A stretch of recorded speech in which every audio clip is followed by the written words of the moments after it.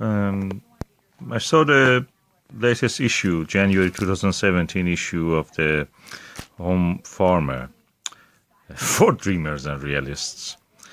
And I bought it because it had a free book inside it, and this book was interesting. I'm thinking about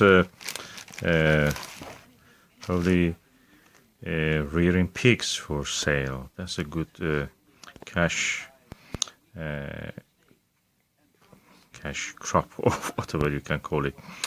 It's easy to, I mean, 6 months you can have a pig sellable, and you can feed them with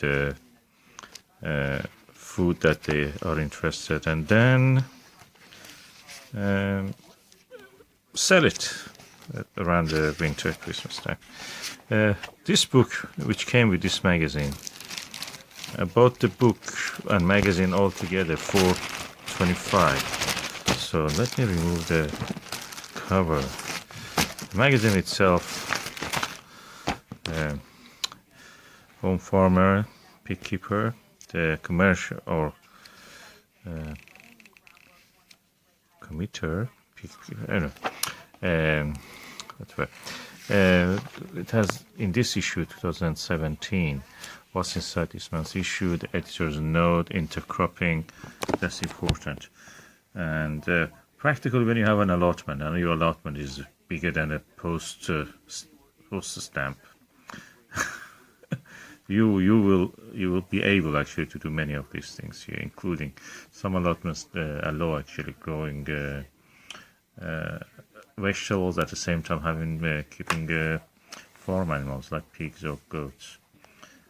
Pigs need a little bit 5 by 5 meters the minimum space they need. Seasonal foraging, going wild in the garden, heifer, garden guide, a smallholder's diary, walnuts. Oh, that's one of the things I want to grow. Gardening undercover and other things. Keeping sheep, that's very interesting subject. I have a book about it. I will probably introduce it later. Poultry security, how to be a smallholder, feeding your pigs, beekeeping. These are all the activities you can do. Well, quails, this is one of the kind of poultry you can grow. Your donkeys, of course, this is beyond the allotments. But if you have a small holding, you can just have it. The commuter pig keeper, your small holding tails, and country wines. You can grow, of course, your own wine if you have an apple or you have enough grapes. Plums also.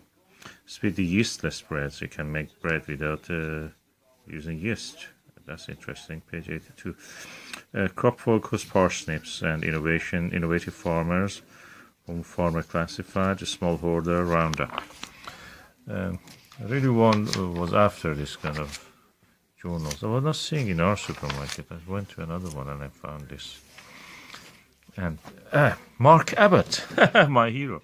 Okay, Mark Abbott is a gardener. He has a gardening website and a gardening YouTube channel. What is interesting about Mark Abbott is that he looks that he's intimidated by someone. He has cut off all his comments, and people like or dislike things are disabled. So I was wondering why he has done that. He has a good, every time he puts a video, immediately it goes through 2,000, 4,000 views. That means that he has around 20,000 subscribers at least. But what I was interested in, that recently I discovered that he has been a victim of a kind of plagiarism, I don't know if you I cannot really tell that. He had this kind of raised beds made by wood, by a producer in Scotland, a manufacturer. And then I saw that another YouTube channel, what was the name of it? Yeah, Growing with Sean's Horticultural Channel and Friends, something like that anyway. And immediately seemed copycatted from that. Is it true? I don't know. But I was seeing this much earlier, these raised beds, wooden raised beds in the Mark Abbott's Compton's garden YouTube channel than the other one. So who is plagiarizing or copycatting from the others. I mean, if if you copycat from someone, it's just common courtesy, civil behavior. Just give a credit. People do that all the time.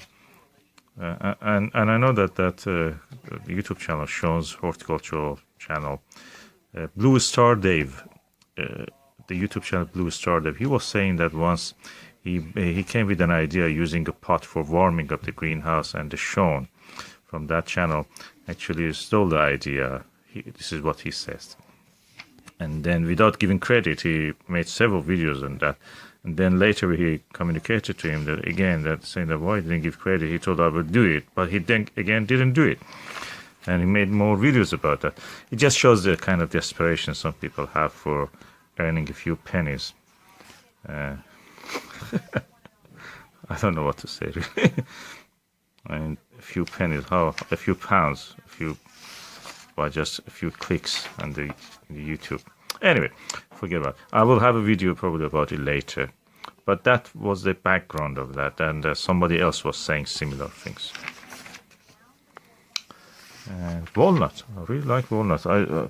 Walnut is one of the good cash crops, actually. It can grow really easy, and then there's a good price selling it. I definitely want to do it if I have a small holding. And of course, this issue is really better than this gardening magazine. Actually, I like it. It's foraging all kind of mushrooms and winter rescue, how to help the birds and have quite traditional, very British in a sense. Smallholders diary. Of course, this is what you have to do. Or is it what? Yeah. Somebody is doing it. Tyne. And apple cider. Oh, that's what I like to do when I have enough apples. Choosing sheep. There was a time that wool of the sheep was really profitable. It's not anymore. So probably having goats is more, or pigs actually, is more economical. Anyway, this issue of this magazine is full of interesting stuff. And it's latchkey pigs, introducing a breed of pigs. That's interesting, I like that. And donkeys, of course. Quail eggs. Quail is one of the cash crop, you can call it, in the farms you can have. It's a bit fiddly, it's not as easy as chickens, but also bees you can do. I have some ideas about having a bee, but at the moment I'm just holding it for this winter now. But if I want to do it, probably I will do it in a different way. And pigs again, pig feed, of course quail, auto drinkers, and this is product review. This issue of this magazine is really interesting. I really enjoyed even paging through it. I just opened it and I didn't have the time actually to page through it completely. So it's very interesting. And this book, I'm going to read this book. This book was published in 2010. Originally in 1975, then 2010 reprinted. And where is the actual content? It looks interesting. I'm going to actually read this book. There is no index or anything, list of content or anything that I can just refer to it. And quite strange. Book without a list of content, but it looks interesting. The subject is interesting enough. I'm going to read this. This is very interesting.